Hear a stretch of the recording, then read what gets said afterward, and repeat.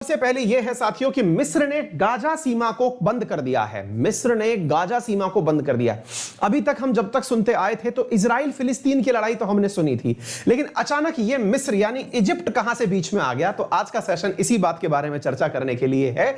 एक ऐसा अंतरराष्ट्रीय विषय जिसने पूरी दुनिया का ध्यान पूरे मई 2021 में खींच करके रखा था, आज वो फिर से चर्चा में है। और इसका कारण क्या है कि हमास के साथ तनाव के बीच में किस देश ने अपनी सीमा को बंद कर दिया है?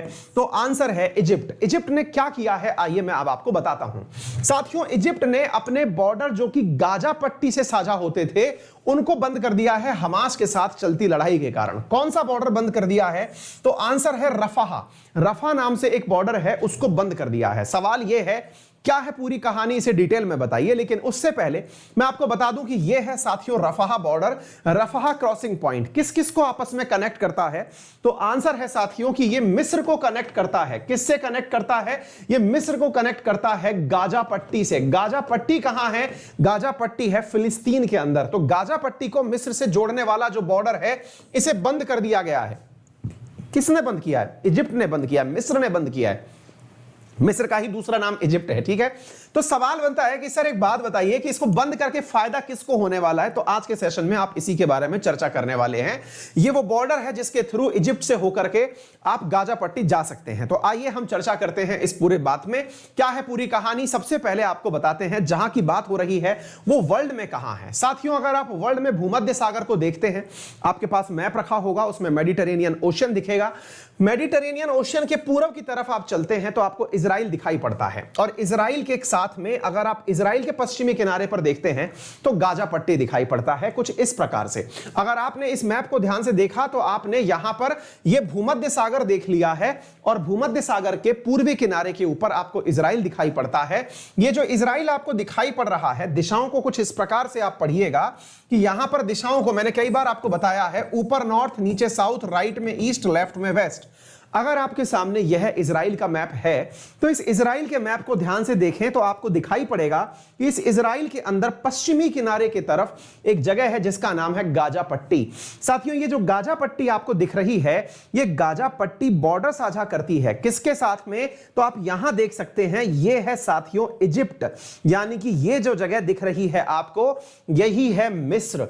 यानी इजिप्ट के साथ में गाजा पट्टी का बॉर्डर साझा होता है, वो भी इतना सा बॉर्डर साझा होता है। अगर आप देख रहे हो ये जो इतना सा बॉर्डर आपको दिख रहा है, असल में इसकी कुल लंबाई है 11 किलोमीटर। बॉर्डर की कुल लंबाई है 11 किलोमीटर और इसी बॉर्डर के ऊपर एक गेट बना हुआ है। उस गेट का नाम है साथियों रफाह बॉर्डर। ये देखिए, ये जगह आपको दिखाई दे जाएगी रफाह, और ये जगह है, यहां पर एक गेट बना हुआ है। जिस गेट को आपने अभी हाल इस फोटो के अंदर देखा, ये वाला जो गेट बना हुआ है, ये कहां बना हुआ है इसे आप समझ जाइए कि मिस्र से गाजा पट्टी के बीच में यहां पर एक बॉर्डर गेट बना हुआ है और इस बॉर्डर गेट को वर्तमान में इजिप्ट ने बंद कर दिया है। अब आप पूछेंगे कि सर एक बात बताइए, इजराइल से गाजा पट्टी की लड़ाई तो हमने सुनी है, क्योंकि गाजा पट्टी और इजराइल के बीच में यहां से फिलिस्तीन और यहां से इजराइल, ये दोनों आपस में लड़ते रहे हैं।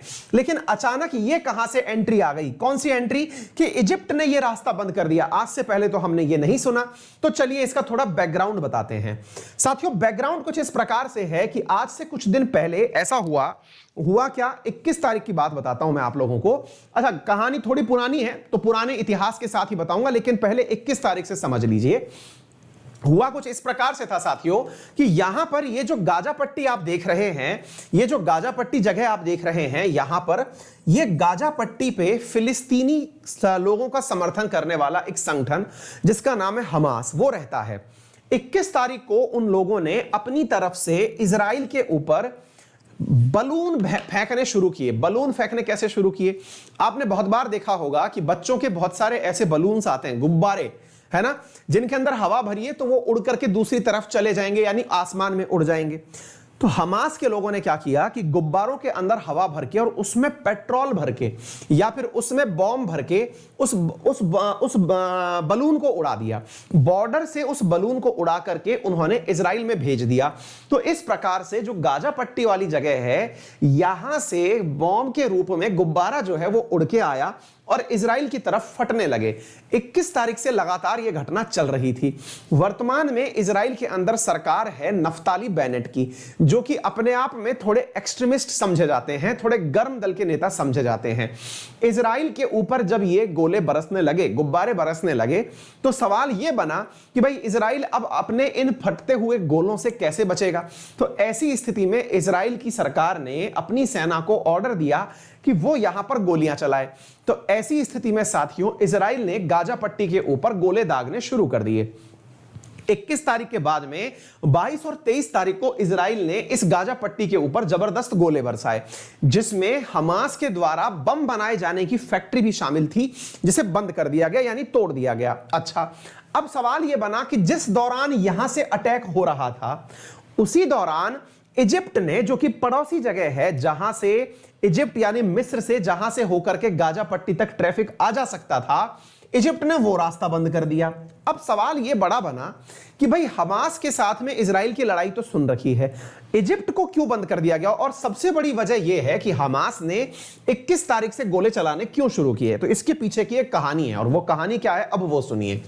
पहला तो कारण समझते हैं कि इजिप्ट ने यह रास्ता क्यों बंद किया। असल में क्या था साथियों, अगर आपको याद हो तो 10 मई 2021 एक तारीख है, इसे आप शायद याद रख पाएं। 10 मई 2021 को शुरू हुआ था इजराइल का 11 दिवसीय वॉर। 11 दिवसीय वॉर क्या था? जिसमें हमास और इजराइल के बीच में 11 दिन तक लड़ाई चली थी और 21 मई 2021 तक चली थी। इस लड़ाई के अंदर क्या हुआ था?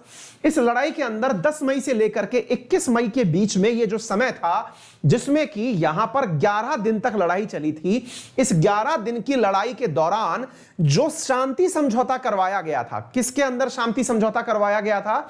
गाजा पट्टी और इजराइल के बीच में जो शांति समझौता करवाया था, वो असल में इसी इजिप्ट ने करवाया था। यह वही मिस्र है जिसने हमास और इजराइल के बीच में दोस्ती करवाई थी, इस युद्ध को शांत करवाया था, 11 दिन चले हुए युद्ध को। याद करिए, यह मैंने आपको पढ़ाया है कि लगभग 350 लोगों की जान चली गई थी इस 11 दिवसीय युद्ध में। यह युद्ध क्यों हुआ था, इसके पीछे की भी कहानी है थोड़ी सी, वो भी बाद में बताएंगे, फिलहाल के लिए यह सुनिए। तो अब इजिप्ट यह कहता है कि हमास ने चूंकि संघर्ष विराम तोड़ा। संघर्ष विराम तोड़ा का मतलब क्या हुआ कि जब भाई मैंने बोला कि आपको यहां से इधर बम नहीं गिराने हैं, तो आपने ये बम गिराए। तो ऐसी स्थिति में चूंकि गाजा पट्टी तक पहुंचने के लिए जमीन से केवल एक ही रास्ता था और वो रास्ता इजिप्ट होके जाता था, तो इजिप्ट ने कहा कि मैं अपनी तरफ से रास्ता बंद कर रहा हूं। जब इजिप्ट की तरफ से रास्ता बंद हो गया, तो इस 11 दिवसीय युद्ध के दौरान जो भी गाजा पट्टी पर नुकसान हुआ था, उस नुकसान को सही करने के लिए अब कोई नहीं जा पाएगा, यानी कि गाजा पट्टी तहस नहस अवस्था में बनी हुई थी और बनी रहेगी। इजिप्ट ने एक प्रकार से इसको पनिशमेंट देते हुए इस बॉर्डर को बंद कर दिया है कि तुमने मेरा कहना नहीं माना, इसलिए अब तुम जियो अपनी जिंदगी, मैं तो तुम्हारे साथ बॉर्डर क्लोज कर रहा हूं। यह तो हुआ इजिप्ट के बारे में, क्लियर हो गया। अच्छा, अब चलते हैं साथियों, 21 तारीख को हमास ने ऐसा क्यों किया, यह एक बड़ा सवाल है। इस सर एक बात बताइए कि समझ में आ गया कि रफाह क्रॉसिंग, यह साथियों हो सकता है पेपर में आप लोगों से यह टर्म देकर के पूछ लिया जाए। यूपीएससी इस प्रकार से सवाल पूछती है कि हाल ही में रफाह शब्द चर्चाओं में था, यह कहां पर स्थित है? तो यह इजराइल में स्थित है। इजराइल के अंदर बेसिकली गाजा पट्टी में स्थित है, जो बॉर्डर पॉइंट है, जो कि किस किस के बीच में बॉर्डर पॉइंट है? इजराइल और इजिप्ट के बीच में, ठीक है। अच्छा, तो अब पॉइंट यह है कि सर एक बात बताइए, हमास ने 21 तारीख को यह सब काम क्यों किया? 21 की कोई खास वजह थी क्या? तो देखिए, इजराइल की हिस्ट्री में ना दिनों का बहुत बड़ा योगदान है। वो दिनों का योगदान कैसे है मैं आपको बताता हूं। देखिए, आपको इन ट्रकों से और इन एम्बुलेंसेस से देख करके अंदाजा लग सकता है कि इतना बड़ा जाम लग चुका है इजिप्ट से गाजा पट्टी जाने वाले मतलब ट्रकों का, बसों का, कि ये अंदर जाना चाहते हैं गाजा पट्टी के अंदर लोगों की मदद करने के लिए, लेकिन ये पूरी तरह रुका हुआ है। तो चलिए अब चलते हैं कि हमास ने 21 अगस्त को अटैक क्यों किया। इसके पीछे की कहानी कुछ और है, अब वो उस कहानी पर चलते हैं।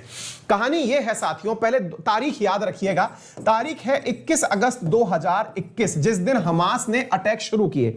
कौन से अटैक शुरू किए आप याद रखिए, कुछ तारीखें बताता हूं मैं आपको, याद रखना है फिलहाल के लिए। 10 मई से लेकर के 21 मई 2021 तक एक 11 दिवसीय युद्ध चला था। किस किस के बीच चला था? युद्ध चला था हमास और इजराइल के बीच में, यह युद्ध चला था। और इस युद्ध के अंदर लगभग 250 लोग, यानी 269 डिजिट है असल में, इतने लोगों की जान गई थी। अब मैं क्यों बता रहा हूं, अब आपको समझना है। हुआ कुछ यूं था साथियों इस 11 दिवसीय युद्ध के दौरान जब इनके बीच शांति समझौता हुआ तो शांति समझौते के दौरान एक घटना हुई और वो घटना आपको जानना जरूरी है। और वो क्या है साथियों, एक देश है जिसका नाम है कतर। आप जानते होंगे कतर गल्फ का एक देश है जिसकी राजधानी दोहा है। ये वही कतर है जो कि अमेरिका और तालिबान के बीच मध्यस्थता करा रहा है। इस कतर के द्वारा जो हमास या सॉरी ऐसे समझिए गाजा पट्टी जो है, गाजा पट्टी को यूं समझिए कि फिलिस्तीन जो है, गाजा पट्टी की हालत खराब देखी नहीं गई। किससे? कतर से। कब नहीं देखी गई? वर्ष 2018 में।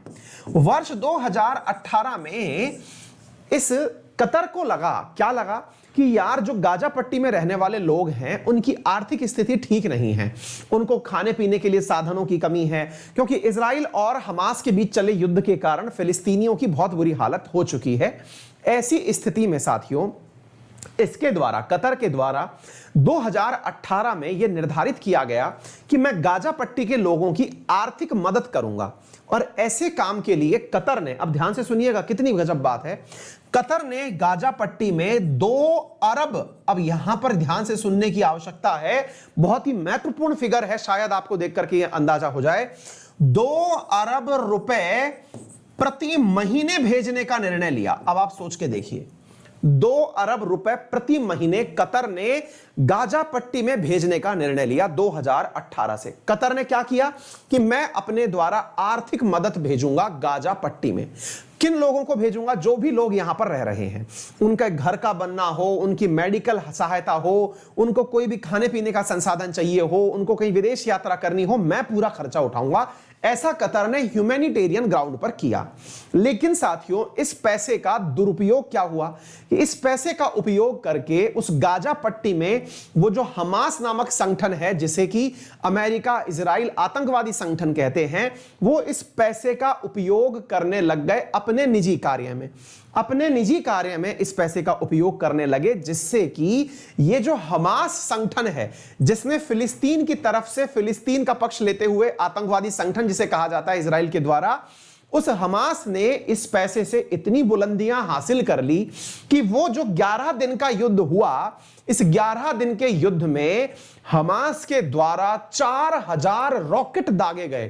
कितने रॉकेट दागे गए? 4000 रॉकेट दागे गए मात्र 11 दिन के अंदर हमास के द्वारा इजराइल पर। हालत यह हुई कि इतने बड़े रॉकेट्स की संख्या में इजराइल का खुद का जो आयरन डोम सिस्टम है वो तक फेल मार गया बीच बीच में। यानी इतने गोले कि वो गोलों की संख्या के कारण कई बार जो गोले हैं वो जाके इजराइल में फटे, जिससे लगभग 11 इजरायली लोगों की मौत हुई। तो कहने का मतलब यह है कि इस पैसे का गलत जगह उपयोग हमास कर रहा था। असल में हमास क्या है पहले यह भी समझ लेते हैं। हमास साथियों एक संगठन है जिसका वर्ष 2007 में निर्माण हुआ। यह वो संगठन है जिसे कि बहुत ज्यादा फंडामेंटलिस्ट ग्रुप कहा जाता है। यह कहा जाता है यह फिलिस्तीन की आजादी का समर्थक है। यह चाहता है कि इजराइल जो है वो गाजा पट्टी, वेस्टर्न हाइट और उन सभी क्षेत्रों से दूर चला जाए जहां पर उसने कब्जे कर रखे हैं। तो इस हमास ने जब 2007 में बना था तो 7 साल बाद 2014 में हमास ने एक बार इजराइल पर अटैक किया था। पूरे साल भर में उसने 3300 रॉकेट दागे थे एक साल में। वहीं इस बार हमास ने मात्र 11 दिन में 4000 रॉकेट दाग दिए। तो कहने का अर्थ यह निकल के आया कि कतर जो है, जो 2018 से पैसे दे रहा था गाजा पट्टी को, उसका उपयोग कर लिया हमास ने अपने बम गोले विकसित करने में। जब यह बात पता चली, किसको पता चली? इजराइल को। तो इजराइल को यह बात पसंद नहीं आई। उसने क्या किया? उसने कतर से कहा कि यदि आप चाहते हैं कि आपके ऊपर भी हम अटैक ना करें तो आपको यह सहायता रोकनी पड़ेगी। यह कब कहा? जब यह 10 तारीख से 21 तारीख तक युद्ध चला उस दौरान। तो ध्यान से सुनिए, इस 10 मई से 21 मई 2021 के बीच में जो युद्ध हुआ ना 11 दिवस का, इस युद्ध के दौरान कतर ने अपनी आर्थिक सहायता हमास को देना बंद कर दिया। 2018 से शुरू हुई जो सहायता थी 2 अरब रुपए प्रति महीने, यह देना बंद कर दिया। किसने बंद कर दिया? कतर ने कर दिया। कतर ने किसके दबाव में कर दिया? अमेरिका और इजराइल के दबाव में कर दिया, क्योंकि कतर को कहा गया कि तुम्हारे पैसे से हमास ये आतंकी हमले कर रहा है। हो गई बात समाप्त। मई के दौरान हमास के पैसे बंद हो गए। हमास इस बात से थोड़ा उद्विग्न हो गया कि नहीं भाई, पैसे जो मिल रहे थे उनको क्यों बंद कर दिया आपने। कतर ने कहा कि नहीं साहब, मेरे ऊपर अंतरराष्ट्रीय दबाव है। चलिए ठीक है। इस बात को लेकर के नेगोशिएशंस शुरू हुए। नेगोशिएशन शुरू हुए कि लोगों तक पैसा कैसे पहुंचाया जाए, तो इसके बारे में मध्यस्थता करने आ गया यूएन। तो अब आप ऐसे देखिए कि मई के अंदर तो ये सारी कहानी हुई, मई के बाद में घटना क्या हुई अब वो समझिए साथियों। अब बीच में आ जाता है यूएन यानी यूनाइटेड नेशन। वो कतर से कहता है कि तुम लोग काम तो बढ़िया कर रहे हो, तो काम बढ़िया कर रहे हो तो एक काम करो, मैं तुम्हारी एक मदद करता हूं। तुमको 2 अरब रुपए महीने भेजने हैं? बोले हाँ भेजने हैं। तो एक काम करो, तुम ये 2 अरब रुपए महीने मुझे दो। किसको दो? कतर से कहा गया कि तुम यूएन को दो। यूएन अपने द्वारा इस पैसे को गाजा पट्टी में स्थित जो राष्ट्रीय बैंक हैं यानी नेशनलाइज्ड जो बैंक हैं उसमें भेजेगा। जैसे ऐसे समझिए जैसे इंडिया के अंदर राष्ट्रीय बैंकों के अंदर पीएनबी, बैंक ऑफ बड़ौदा, ये एसबीआई आदि बैंक आती हैं ऐसे। तो बोले हम इस पैसे को नेशनलाइज्ड बैंक में भेजेंगे और बैंक वाले इस पैसे को किसी ऑथराइज व्यक्ति को ही देंगे, जो जरूरतमंद होगा उसे देंगे। उन लोगों को नहीं देंगे जो हमास के लड़ाके होंगे या जिनके बारे में पुलिस रिकॉर्ड होगा, उसको ये पैसा नहीं दिया जाएगा। तो ये फैसला कब आया? ये फैसला आया, अब यहीं से सारी बात पकड़नी है आपको। ये फैसला आया 19 अगस्त को। 19 अगस्त 2021 को फैसला क्या आया? ये यूएन के माध्यम से पैसा दिया जाएगा। यानी कि यूएन, कतर और इजराइल, इन तीनों ने मिलकर के यह निर्णय लिया कि पैसा अगर देना है, इजराइल के कहने पर कतर से यूएन ने कहा कि ठीक है कि ये पैसा हमें दो और हम नेशनलाइज्ड बैंक के माध्यम से गाजा पट्टी के लोगों के पास पैसे भेजेंगे। तो साथियों 19 अगस्त 2021 आ गई। 19 अगस्त 2021 के दिन जब यह फैसला आया तो इस फैसले का विरोध था 21 अगस्त के दिन गोले चलाना। 19 अगस्त के दिन देर रात को यह फैसला आया है, 20 के दिन की रणनीति और 21 अगस्त के दिन हो गए फटाके। यानी कि गाजा पट्टी इस बात से खुश नहीं हुआ और ऐसी स्थिति में गाजा पट्टी की तरफ से हमास ने इजराइल के ऊपर गोले दागने शुरू कर दिए। और गोले भी कैसे? उन्होंने बलून के अंदर बम भर के उड़ाने शुरू कर दिए, जहां जाए वहां फटे। ये नीचे से उड़ाने की तकनीक क्या है कि आयरन डोम भी इसको पकड़ नहीं पाता, क्योंकि आयरन डोम ऊपर से आ रही सेट उनको पकड़ता है, मिसाइल को पकड़ता है। इन्होंने बम गोले यहीं से नीचे से गिरा गिरा करके फेंकने शुरू कर दिए। तो उम्मीद है आपको ये पूरी की पूरी घटना समझ में आ गई होगी। तो फिर से बड़ा सवाल यह है कि क्या ये 10 से 21 मई के बीच जो 11 दिन का युद्ध चला था, वैसा युद्ध वापस होने वाला है? किसके बीच में वापस होने वाला है? तो आंसर है क्या इजराइल और फिलिस्तीन के बीच वापस से युद्ध होने वाला है? तो आंसर है संभावनाएं बहुत कम है। रीजन क्या है साथियों? क्योंकि इन दिनों सबकी हालत खराब है। खराब कैसे है? हमास इसलिए बुरी तरह खराब हो रखा है कि उसके पास केवल बलून उड़ाने के लिए ही पैसे बचे हैं, क्योंकि उसके पास बहुत ज्यादा नुकसान अभी हुआ था जो 11 दिन का युद्ध चला। वहीं जो इजराइल है उसकी हालत इसलिए खराब है क्योंकि बेंजामिन नेतन्याहू के बाद में जो दूसरी सरकार बनी हुई है नफ्ताली बेनेट की सरकार में एक ऐसी पार्टी है जिसके समर्थन से सरकार चल रही है और उस पार्टी का नाम है अरब लीग। अरब लीग के हैं 4 सांसद और अरब लीग ने अगर नफ्ताली बेनेट की सरकार से समर्थन वापस ले लिया तो ऐसी स्थिति में नफ्ताली बेनेट की सरकार गिर जाएगी और अरब लीग ऐसा होने नहीं देगी कि वो अटैक होने दे गाजा पट्टी के ऊपर। ऐसी स्थिति में सब कुछ शांति से चलने वाला है तो थोड़ा बहुत रिएक्शनरी ये होता रहेगा। इतनी जबरदस्त लड़ाई होने की संभावना थोड़ी कम ही है। अब ये भी जान लीजिए कि ये 10 मई को लड़ाई क्यों हुई थी। थोड़ा सा इतिहास पुराना है लेकिन जान लीजिए। आज साथियों इसके बारे में भी एक तथ्यात्मक जानकारी है, सारी की सारी डेट के साथ मैंने जानकारी आपको दे दी। असल में साथियों क्या है कि जो 10 मई है ना, इसको इजराइल के द्वारा बनाया जाता है यरूशलम दिवस के रूप में। किस रूप में मनाया जाता है? यरूशलम दिवस के रूप में मनाया जाता है। यरूशलम दिवस क्यों मनाया जाता है? क्योंकि 1967 के अंदर एक बार इजराइल और अरब देशों के बीच 6 दिन का युद्ध चला था, जिस युद्ध में इजराइल ने अरब देशों को हरा दिया था, जिसके चलते इजराइल ने यरूशलम पर कब्जा कर लिया था। उस कब्जे की याद में यरूशलम के अंदर इजरायली लोगों के द्वारा जश्न मनाया जाता है और यह जश्न की जो लहर निकलती है यह लहर जाती है इजराइल के यरूशलेम में स्थित एक मस्जिद तक, और उस मस्जिद का नाम है अल अक्सा। अल अक्सा जो मस्जिद है यह मुस्लिमों के लिए मक्का मदीना के बाद तीसरी सबसे ज्यादा पवित्र जगह मानी जाती है। इस अल अक्सा मस्जिद के ऊपर कब्जा है फिलिस्तीनियों का। लेकिन इजरायली लोग क्या करते हैं, यानी यहूदी लोग क्या करते हैं कि जो अपनी रैली निकालते हैं वो रैली निकाल करके पहुंचते हैं अल अक्सा मस्जिद तक। इस बार यह हुआ कि फिलिस्तीनियों ने यह कहा कि अगर कोई अल अक्सा मस्जिद के अंदर घुस आया, यानी कि अगर कोई अल अक्सा मॉस्क के अंदर घुस आया तो हमसे बुरा कोई नहीं होगा।